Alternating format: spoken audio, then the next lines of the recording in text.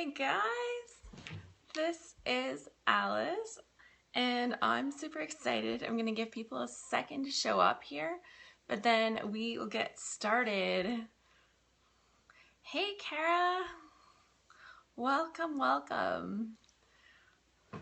So I'm just gonna get started. I wanted to show off the page that you inspired me, and it's on my site right now. And ta-da! It totally has a doily on it. Thanks, Kara. I got one of those new contraptions, one of those curling things that you put on your hair and it sucks your hair into it and it makes the curls, and I think they're adorable and cute.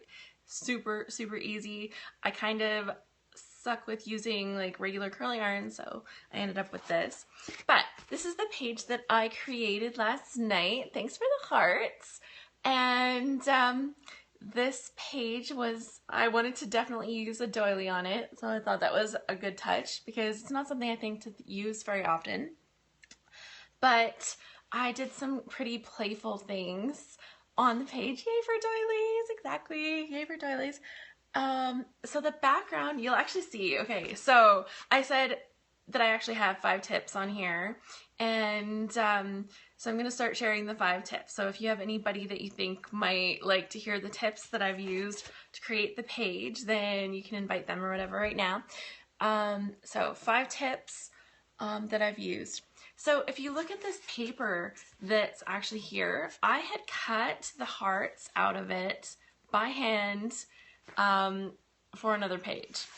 And afterwards I'm like, that was kind of crazy, but I did it. So I cut them out just using a craft blade, and that worked fine. It was okay, but it was took a little bit of time. So once I had all the hearts cut out, I had used them on another project. And then I just couldn't throw the sheet of paper in the garbage. Like, it was too nice to throw out and still too pretty. I'm like, I'm sure there's got to be something I can do with that page so that this this paper doesn't just get lost and ruined, and you know, it's not a waste because it's beautiful still. And so I decided I was going to make a layout using this paper on the top and then put some other paper behind it. So I thought that was like my first tip, is to use up the stuff that you've been hoarding because it's too good to throw away. So that's kind of my yeah, too good to throw away. So first tip, use up that stuff. So find a way to make it happen. And that's exactly what I did with this. So the fun thing that I've added in the background, because I wanted to do something, so I'm using this older paper and I wanted to do something new. And so the thing that I did, and I think that that's another great thing, is something old and something new, you know, like something borrowed, something blue. I don't know if I have something borrowed on here, but I definitely have some blue. And I wanted to use some non-traditional colors for a love page. And like, blue isn't like, you know, way out there, but you don't think blue and love in the same sentence. You think like Valentine's and pinks and reds, but you don't think blue. But I really love the way that the colors offset and the ombre effect that I was able to create with the watercolor. Now, not everything you create turns out perfect the first time, and I'm gonna totally share, like, mistakes happen, and it's not even that this was a mistake. It was just I tried something and I didn't like it, and let me grab it here. So the first sheet of watercolor paper that I attacked turned out really pretty. So this is the sheet of watercolor paper that I made, and like, it's pretty, but when I put it back there, it just didn't have the impact that I wanted it to have. But what I did instead is I held a little open heart over top of the background that I had created, and I said, well, what does actually look good on this layout? And I decided that this section with the blue really popped with this dark pink color, and I thought that's going to look the best. So I was able to kind of take the lesson that I learned from this and apply it to the new page for creating a new background. So I thought that was really fun. It's not like this is wasted. I think this will probably end up being punched or have something else created over top of it where I cover more of it up. So I'm totally not going to get rid of it. It's not like it was it's like horrible that I could never use it. It just wasn't right for that project. So it's gonna go into the little stash of handmade papers that I have. And on here, if you, so if you're looking, you can see like the ombre effect. So I did different shades of watercolor to create the background. And so that's really fun. Like ombre was, it was kind of a thing, but it was kind of a thing that never fully went away. Like maybe you don't see as much of it in people's hair anymore, but you still do see people, like when they see the ombre effect on a layout, they still love it. So why not use it on a page to make it something that you love too? And another thing that I did on here that was kind of fun is I rated my stash. So I'm going to show you on this side. So you see this paper right here? This is called a mulberry paper. Now, mulberry paper, I haven't seen it on people's scrapbook pages for 10 years, maybe more, probably more than 10 years. I haven't seen anybody use mulberry. So hands up here, give me a comment if you've actually used mulberry paper on a page. I'm seeing some hearts, so maybe someone's been using some. So what I love is that I was able to go into my stash and find this mulberry paper. Yeah, mulberry paper is really, really cool. So when you use it, it's kind of interesting to use. So if you can get your hands on mulberry paper, it's interesting. If you tear it, it tears like really, really messy and it's hard to tear. But if you take like a little paintbrush and run a little bead of water along it, you can just pull it apart and it just frays beautifully. And that's how you get those beautiful little frayed edges that you can see there. Can you see that? There, if I hold it like that, maybe you can see it better. Yeah, you just draw the little line with a little bit of water, the paper pulls apart, and it's super cute. And I love how it's got that translucence to it. So you get that little soft texture to it. Thank you. Thank you, just stitched. I love the little soft texture, but I love that it's also translucent, so you still get that background. You can still see the hearts through it. You still see the colors through it, and you just have that extra little bit. Hi, Lisa. And so, yeah, and then I've created some little clusters with stuff that I've been hoarding. Like you see this little, it's like a bobby pin kind of thing that has words on it, and I've had a little pack of them for a while. They're super cute. The DIY shop. So one says hello, cool, and happy. And they all came in a kit together. I don't know if they came with the kit or if I bought them separate. They don't have a price tag on it, but often that means that something has happened there.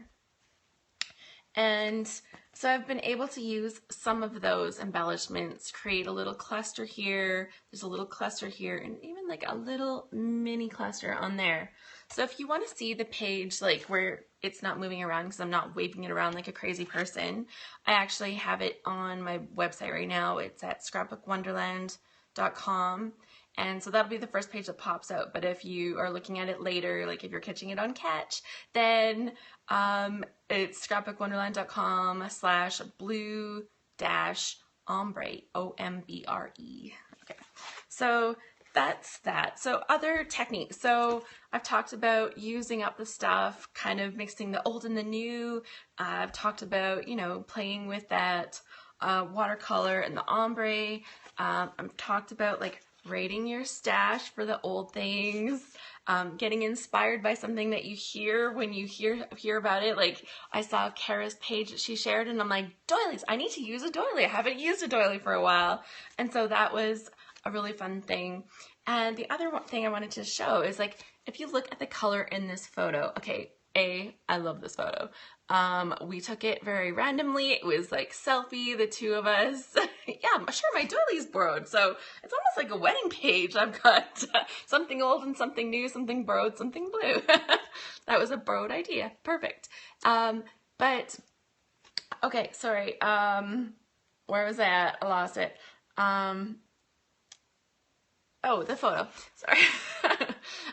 So with this photo, you can see the colors look pretty pale, and that was on purpose. So I played with making this photo black and white because I love the look of black and white, but when I turned this photo black and white, it just didn't look very good. I think because the background was so white, it made our faces look kind of gray, and then we looked weird, and I don't want to look weird in my photos. Like, I love this photo. I think it's great. It was a spontaneous photo, and it was like, hey, let's do a selfie. We're actually dressed up and we're cute. So it actually worked out really good. But I like to play with the colors, and one thing I like to do is actually take the colors and fade them out. And I use iPhoto on Mac. Like, I'm not willing to like learn other stuff because that takes time. And so you can just go in quickly and edit and fade down the intensity of the colors, which I think is a really fun thing, and I don't see a lot of people do that. So you either see color, black and white, but just to remember there's other options. Like, those aren't the only two things that are out there. So that's a little highlight of this page. I was just gonna show another quick little thing before I run here. And that was, I'm doing a little album for my son. He did a trip to Japan last year, and he just turned 17 now, but he was 16 when he went. And so I'm creating a little album for him, and I'm trying to do it from his perspective. So it's been interesting because he actually comes up to my scrapbook space, and I ask him questions about the pictures, and he helps me pick the right pictures. And then he just lets me go at it. I write down the notes of things that he said, and I'm actually doing the journaling from his perspective. So that's a change too, trying to use a different perspective. So if you want to like get out of your normal frame of thought, then try using a different perspective on your page. And it was like hard for me to write some of this stuff. Like, I'll just show you like a page that I just did. This is like the one side. I'm trying to get it so that the lights aren't all reflecting on it. So this is the one side. It's like a tasty, and here's the other side. It's all about food. And I did this for load the other day. So on this page, he helped pick the photos. He told me the story, and he went on this trip with people from our town. So it was cool. But in the journaling, it's like, we went to a restaurant near a temple in Tokyo. The restaurant was on the second floor. The first floor was a gift shop. I saw this often in Japan. There was soup in the bowl with raw beef and stuff. And I like pretty much just wrote down things the way he said it. And I think that, you know, I did like minor editing, but I tried to write it as close to the way he said it. So every time he's saying I or we, it's really from his perspective. I've tried to quote it as close as I could. And I think that it really adds that touch. So when he looks through this album, it really will be his story. And that's what I was looking for. Oh, super cool detail. So you got to know this kid, I swear, he's like a scrapbooker's kid for sure. He took a gazillion photos, so love that, love that. And on his chopsticks, I put them on the scanner and I scanned the chopsticks. Hi, Connie, welcome.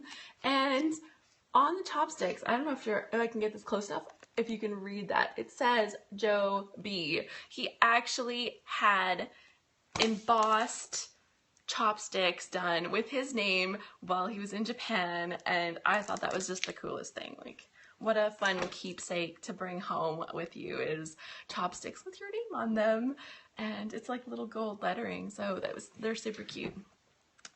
So I'm doing up a title page for him today. In Load, the theme is red and white. It's based on the Canadian flag, and I had the chance to be the featured scrapper for the day. So I put in a different page that is red and white. I'll show that up quick here. So yay, Canada. And so this is my red and white page, and you'll see I've added green. Like, there's no rules that say just because the prompt says red and white that you can't use a little bit of another color in there too. And you know how the Canadian flag is like red, white, and red, you know, like that's how it's set. Well, if you look at my page, it kind of has that thing going on there. So it's kind of got the strips of red bordering the big white center, but just turned on its side. And I thought that was like a fun way, yeah, to play with the whole flag prompt thing and bring it into there. And then, of course, it's a very Canadian type photo. Like, he's there in the winter with the the tree just covered in thick hoarfrost, which is cool. And something kind of fun. Like, it's a very simple page, but to make it a little extra fancy, I took this cool ink and it's kind of glossy. I don't know if you can see the snowflakes on the back. If I bend it a little bit, maybe you'll catch the right light for it. But the little snowflakes that are stamped all over the background kind of add that little touch of dimension, and you kind of catch them with your eye, and it's like, you know, it is like that snow falling in the sky kind of feeling on that. So I thought that was kind of fun. That was the red and white sample page that I had in Loud. But today I'm going to do something for his Japan book, because red and white, it's on their flag too, so it kind of works. And I had picked up this from paperwiz.net. That's the company, Paper Wizard. I had picked up this paper piecing. It's like a laser cut piece with a map of Japan, and you actually get all the layers and you have to assemble them yourself, and it actually has the word as well, so it kind of layers over top on my page. And I'm going to put it on a black background, so it's kind of going to look like that. But I wanted to add a little flag to the corner of the page, and this is going to be like the first page when you get into the album.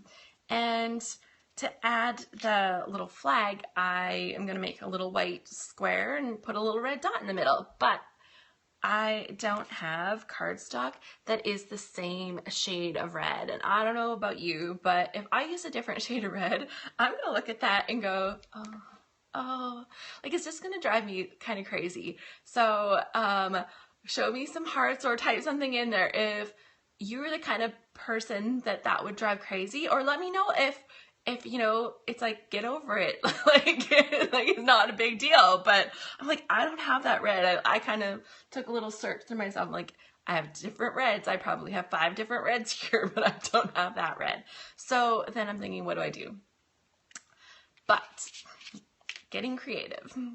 I looked, and on this piece here, a brad would have been perfect. On this piece here, I was able to punch a little hole out of the back. So now I have the little piece that I need to make the flag. I've gone from shop to shop to match colors. I get it. Pam, I totally get it. Because reds especially can be so different, but you know, any colors. So yeah, I just punched a little piece out of the back, and now I'll have that so I can create the little flag on there. So you know, when it's something little like that, just don't forget, like, you got all these layers. When I started as a scrapbooker, I think I didn't have a single photo mat that didn't have a piece cut out of the back of it. I was, like, when I got into the hobby, like, everything was so expensive to me. Like, we didn't have the money for me to be spending on all of this paper, but I really loved the hobby, and I loved the idea of connecting my stories and my photos and mashing that all together. See you, Connie. And oh yes, I get into the Load. You're gonna love it. You're gonna love it. It's been really fun. But yeah, I didn't have the money to do that, but I loved the idea of connecting the stories and the photos and meshing that all together with the scrapbook. So I started scrapbooking, and you know, I had some bare basics materials, added on slowly, and now I'm scared to show you my scrapbook room, but if you want to see it, it's on my site too. Go to, I think the easiest is if you go to my About page on scrapbookwonderland.com, go to the About page, and there's a link to the room. And I'm going to add a video tour. I kind of just cleaned up the room. I've been in the middle of Load, so it's kind of getting, I'm kind of getting buried under it again, but I want to get a video tour up on there too. But yeah, it's a technique that I used to use a lot. I used to cut those pieces out of the back behind other stuff so that when I had paper that was layered, I would take those pieces out and I could use them for punches or anything. But I don't do it as often, but it's a piece that sometimes you just need that piece, and it's like, it's there for you. It's there for you. Just remember that, you know, sometimes being thrifty is a good thing because it gets you to where you want to go. So that's about all I was going to talk about right now. I'm super excited if you're doing load right now. Yay. I hope that you're posting up your pages. So far, I'm on track and I've been able to get every page done this month. Super exciting. I'm going to be scrapbooking on the go several more days. I'm back and forth with my son swimming, so that always adds an extra element of excitement to the month. But, you know, scrapbooking is something you can kind of do anywhere. You just have to find a way to make it work. Yeah, so that's all. Layout a date. Oh my gosh, Pam, I don't even know where to start. Okay, I know where to start. It's a class called Layout a Day or Load. You sign up. It's you pay for it. I think the regular price on it's $50, but if you're getting early, it's usually about $35 for the month. And sorry, my phone's ringing. I'll just hang up on them. And that was bad, but it was, I'm pretty sure it was a telemarketer. And the layout a day, so every day for the whole month, you get a prompt, and there's like a little video. It has sample layouts. Actually today, this is the sample layout. And the prompt for today was to be inspired by the Canadian flag and use the colors red and white on your layout. This month, the theme, there's always a theme for the whole month, and this month theme is travel around the world in 29 days. So the prompts are travel related, but if you notice, like the page that I made is not a travel page. So you can do travel pages, or they don't have to be travel pages. It's pretty open. Like you can do stuff that's in your own backyard and make it still fit with the prompts. And then you scrapbook your page during the day, you load them up to the Flickr gallery every, like it has to be by like midnight Pacific time every night. And by the end of the month, you'll have your 29 layouts for this month. And yeah, the prompts are just to get you going. If you decide you want to do something else, you can totally do something else. It's totally allowed. But the idea is to get you scrapbooking, get you sharing your stories, and, you know, just to share the excitement. And I love it because you get in the group and you're like, you think, oh, the only thing I could think of to do for this prompt was, and you come up with your page, and you go in the group and you're like, oh, I never thought to try that. And so I'm like constantly making lists on notes and say, I need to make a page about that, and I need to make a page about that. And it's very inspiring, and people go through the gallery and you're sharing the love. You're like, I love this about your page, and that was such a smart idea. And it's really inspiring. So our next load is going to be in May, and it's going to be a lot of fun. If you, this is Lane's last load. I've actually taken over the Scrap Happy group. So if you're looking for a membership group for scrapbookers, I totally invite you to come and join Scrap Happy. Just go to scraphappy.org. Yeah, scraphappy.org. And you can find out more about the group. But one of the perks of being in the group is that you get access to all of the loads as part of your membership. And we actually have some loads that are members only loads. We do about 3 during the year. So that has been super, super fun. And when Lane said that she couldn't continue with the Scrap Happy things in the way she did, I said, hey, I would love to do this. And so I'm going to be running my first load in May, and you know what it's like when somebody's new, right? They're keener, so I plan to make this a good load. It's going to be awesome, and we're going to continue with Elaine's brilliant idea and have keep getting our layout today done, because it's so many pieces, it's so interactive, it gets me telling stories I would never have told before without having that prompt. And I love the whole community of it, so it's lots of fun. For right now, I don't have a separate load interested list, but if you go to scrapbookwonderland.com and you sign up with that pink and blue box, you'll get on my mailing list, and I'll be sharing stuff about loads. So if you're interested, you can go to that. And that's about all. I'm gonna run. I was gonna run, but then questions, it just makes me so excited. I love connecting with other scrapbookers and sharing the passion. I just want people telling their stories, and if something that I do helps, then that's great. So I will talk to you later. Bye. I hope everybody has a great day.